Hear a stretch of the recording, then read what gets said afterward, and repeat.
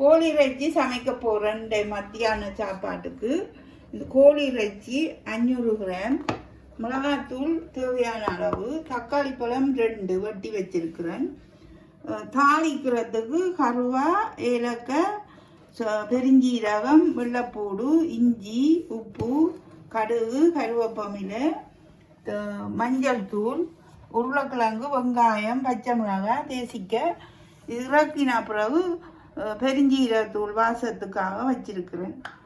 இனிமேல் வாங்கோ சமைக்க. சட்டி சூடு ஏறிட்டுது. நான் முதல்ல எண்ணெயை சொல்லல உங்களுக்கு. இப்போ கொஞ்சம் ஒரு 1.5 கரண்டி எண்ணெய் விடுறேன் தாளிக்க. எண்ணெய் சூடு ஏறட்டும். வச்சுட்டுது கடுகு போடுவோம். கடுகு நல்லா வெடிக்கட்டும்.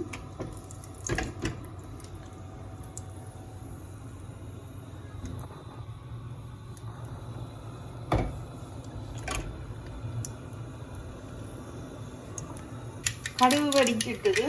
இப்போ பெருஞ்சீரகம், ஏலக்காய், கருவேப்பட்டை போடுவேன். அதுவும் பொரியுது. இஞ்சி, வெள்ளைப்பூடு, கொஞ்சம் பச்சை மணம் போகட்டும்.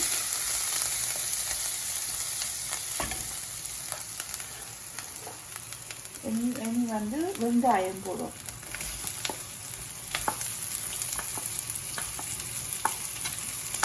வதங்குறதுக்கு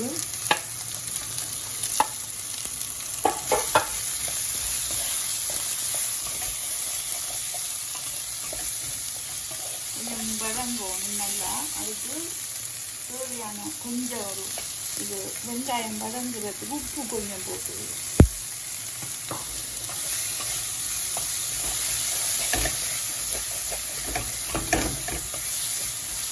இந்த பச்சை மிளகாயையும் வதங்க போட்டு விடுவோம்.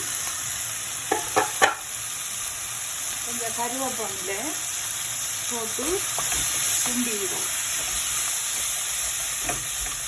கொஞ்சம் நல்லா எண்ணெயில் இந்த வெங்காயம் வதங்கின பிறகு இறைச்சி போடும்.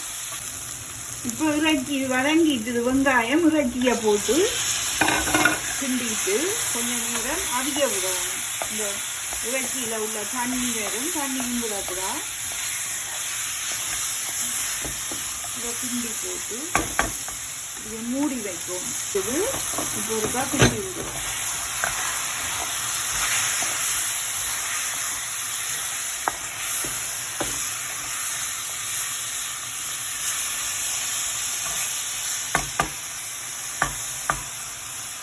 ஒரு 5 நிமிஷம் மூடி வைப்போம். அவிக்கிறது.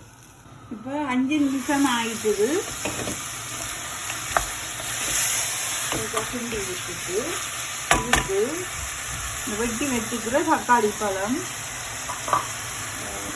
மஞ்சள் தூள்,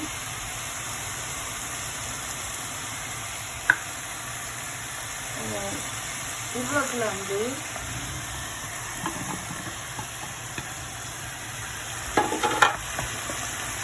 தேவையான அளவு தூள் 2 கரண்டி, 2 கரண்டி,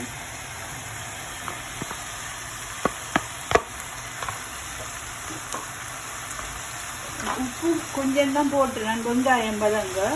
இப்போ கறிக்கு தேவையான அளவு உப்பு ஒரு 1/2 கரண்டி. இப்போ இதை போட்டு கிண்டுவோம். இதுக்கு தண்ணி கொஞ்சம் விட வேணும்.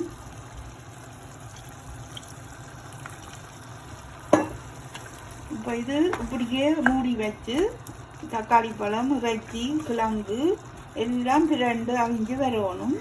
இப்போ உப்பு சரியாக இருக்குன்னு பார்ப்போம். எல்லாம் சரியாக இருக்குது. இப்போ மூடி வச்சு ஒரு 10 நிமிஷம் இப்படியே இருக்கட்டும். என்ன மாதிரி இருக்கணும்.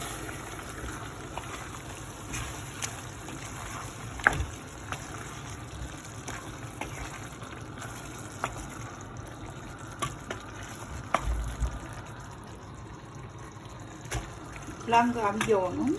இன்னும் ஒரு 5 நிமிஷம் மூடி வைக்கிறேன். இப்போ திறந்து பார்ப்போம் என்ன மாதிரி இருக்கணும். அவிஞ்சிட்டு வந்து பார்ப்போம்.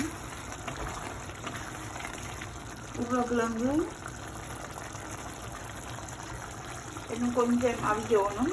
கொஞ்சம் நெருப்பை குறைச்சி விட்டால் 5 minutes வைக்கிறேன்.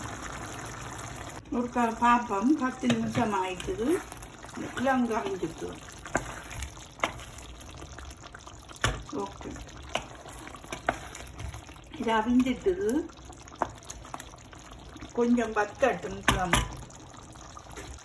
இப்போ இந்த கறி கொஞ்சம் பத்திட்டுது. இதுக்குள்ள இந்த வாச பவுடர், பெருஞ்சீர பவுடரை கொஞ்சம் போட்டுட்டு தேசிக்காய் புளியும் விடுவோம்.